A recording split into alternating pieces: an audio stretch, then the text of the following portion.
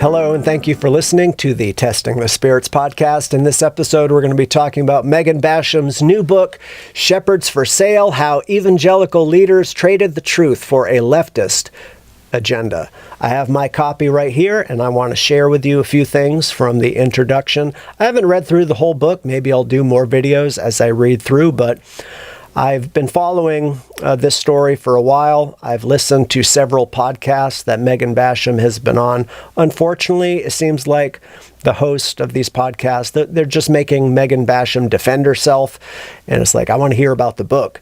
But, you know, she does have to defend herself because she's calling out some pretty big names: Tim Keller, Russell Moore, Rick Warren, J.D. Greear. And obviously, these men are not going to say, hey, Megan Basham is right. We're totally compromised. Don't listen to us. So she's coming under a lot of scrutiny. And, you know, whenever you stand up for biblical truth, you're going to be vilified. So Megan Basham knows what she's getting into. I'm glad she wrote the book. I've been following these stories for years. If you've been following evangelical news, I mean, you probably already know to a large degree what she's going to be talking about in the book. But it's a very important work. It's on the back. It's promoted by John MacArthur, Voddie Baucham, Ben Shapiro. So some pretty big names on the other side supporting it. She starts the book, the introduction, by telling the story of James and Bailey Anderson. This couple, they attended a supposedly evangelical church in California, in Los Angeles. And the women in this church invited Mrs. Anderson to march in the 2017 Women's March. Remember the pink hat march? Yeah, for March for feminism, abortion, LGBT, every left-wing cause under the sun. So these women in the church invited this Miss Anderson to attend the Women's March, and long story short, they left that church, ended up in a church back home in the Bible Belt, and they discovered the same thing was happening there. So the compromise is everywhere, and I've seen it myself. And this really, hit home for me. I read this statement. It's on page 16 in the introduction. Megan Basham mentions in his book, The Devil and Karl Marx, political science professor Paul Kengor describes the process of the Communist Party USA between the 1920s, 1950s to deliberately infiltrate mainline Protestant churches and to woo the pastors to their socialist program. Our church used to be part of the Congregationalist denomination. And it was in that same time period, 1940s, 1950s, that the denomination leaders were telling the local ministers, do not preach about the blood of Christ. They wanted to basically take the cross, take the heart of the gospel out of Christianity and replace it with the real work, which is social justice. So, long story short, many of the historic mainline Protestant denominations, the Episcopalians, the Methodists, I live in New England. These are the churches that have the rainbow flag out front. A lot of their pastors would openly identify as socialists. So this has already happened. Leftism has taken over the historic Protestant churches. Now it's starting to take over the evangelical churches and the Bible churches and the Southern Baptist Convention, which the Southern Baptist Convention is supposedly the largest evangelical denomination in the country, and yet their former president, J.D. Greear, once said in a sermon from Romans chapter 1, he concluded in a sermon from Romans 1 that Christians should be the fiercest supporters of gay rights. Yeah, that's the exact opposite of what Romans 1 says. So whether it's J.D. Greear or some of these other guys, all of a sudden, yeah, what are they doing? They're trading the truth for a leftist agenda. I mean, that's clearly happening. And here's the thing about Karl Marx. Karl Marx hated Christianity, and he understood, I think, what the devil understands. You can attack the church from the outside and have, limited success. But if you can infiltrate and dismantle the church from within, you're going to have a lot more success. So this couple, James and Bailey Anderson, they leave their church in California, and they figure, well, it's California. What do you expect? They end up in this church in the Bible Belt, and some really interesting things here in the introduction.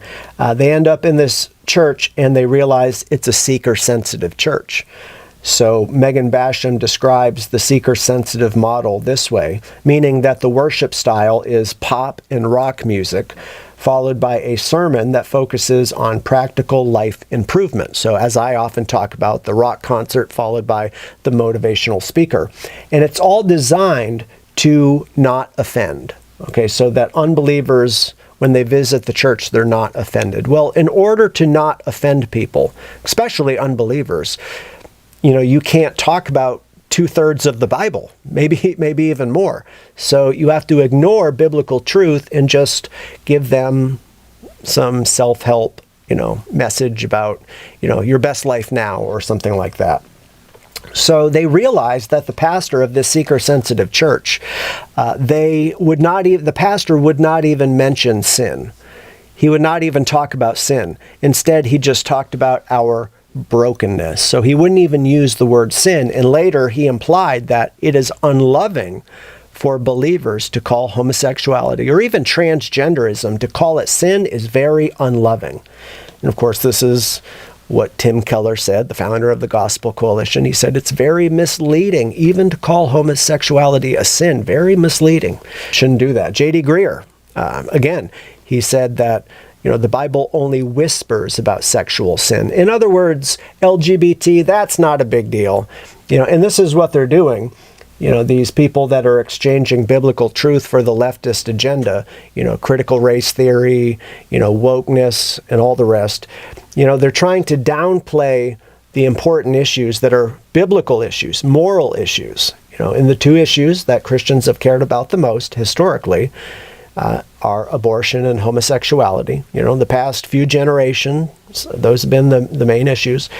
Here's the thing. This is the kind of the crux of the issue. Megan Basham talks about how the evangelical voting bloc in the United States is the most powerful voting bloc. So in order for the leftists to get their agenda through, they have to destroy or at least split the evangelical voting bloc. That way, if you can get these big name leaders to kind of downplay the traditional issues and get people more interested in, welfare and climate change and maybe some left-wing issues, then all of a sudden now more and more evangelicals will vote for the progressive candidate, and that's the goal, right? So anyways, back to this couple, James and Bailey Anderson. They realize their pastor won't even use the word sin. He talks about brokenness. He's defending homosexuality. The sermons are, not biblical. The straw that broke the camel's back. One Sunday, the worship leader told the congregation that God went looking for Adam and Eve after they ate the apple because God wanted to tell them that, quote, there's nothing you could ever do to separate you, or there's nothing you could ever do to separate you from my love. So that's not what God said, obviously, and that's not actually true because sin does separate us from God. Adam and Eve were kicked out of the garden, if you remember, but according to this worship pastor, there's nothing you could ever do to separate you from the love of God. So, in other words, God is love. Because God is love, it sounds like universalism. Everyone and everything, gay, straight, communist, it doesn't even matter because God's so loving, he'll accept everyone in the end. That's what it sounds like to me. And they turned to each other, this couple, and they realized, they said, this is straight heresy. We can't do this anymore. They left their church and they realized that this problem, it's not just in California, it is literally everywhere. And I can tell you that's true. I've seen this locally.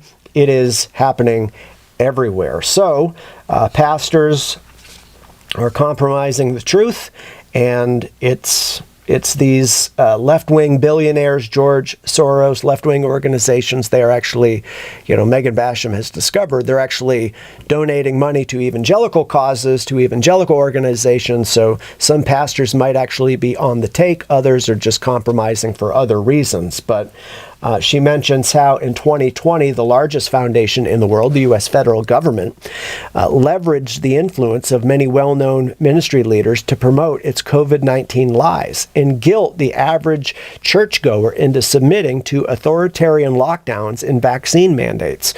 She says the Billy Graham Center at Wheaton College went so far as to partner formally with the Centers for Disease Control and Prevention and the National Institutes of Health, setting up the website Coronavirus in the Church. Anytime churches and ministers are working hand in hand with the federal government, I mean, this is not a good thing. And I think it was actually Franklin Graham who said that you should take the vaccine. Why? Because Jesus would, which to me is just crazy to say that Jesus would take the vaccine. So Megan asked the question, why have so many well-known evangelical institutions and pastors, why are they seemingly promoting this leftist agenda? She says, are they dupes or are they deceivers? And at some point, it doesn't even matter anymore. The Bible talks about those who are deceived and they're being deceived. There's some people that are deceiving others because they're deceived themselves. Just because you convince yourself you're doing the right thing, if you're doing the wrong thing, it doesn't matter what's going on in your mind. I personally think that most of them are deceivers. They know what they're doing. I mean, how can you not know? Megan goes on to quote Rick Warren. Rick Warren boasts about being a global influencer to the United Nations and the World Economic Forum. So Rick Warren actually went to Davos, took part in the World Economic Forum, and he brags about it. I mean, what does that tell you? Russell Moore, he talks about how he was invited by President Obama to the White House Christmas party. I think of King Herod and John the Baptist. John the Baptist wouldn't have been invited to his party, and instead Herod had John killed. But someone like Obama, Russell Moore gets invited to the party. So obviously a lot of these big name evangelical leaders, Russell Moore is the editor-in-chief of Christianity Today, they're on the other side. Long story short, Megan Basham is calling out some of these things going on, big name leaders, and she talks about the 11th commandment. So some of these big name evangelicals, they circle the wagons, they call the people in the pews racist. They aren't afraid to attack the people in the pew, but they all defend each other. And this is sort of the unwritten code in what is called big evangelicalism. These big name leaders, they will not disagree with each other openly. So they support each other even when they're saying unbiblical things. This is called the 11th commandment, thou shalt not speak ill of another, Christian leader. But they will speak ill of Megan Basham. So this is an important book, an important work. I hope you'll check it out. If not, you can see what Megan Basham is saying about it and some podcasts that are online. But I think this is an important work. I'm interested in reading the rest of it. Thanks for listening. And until next time, may the Lord be with you. Have a great day.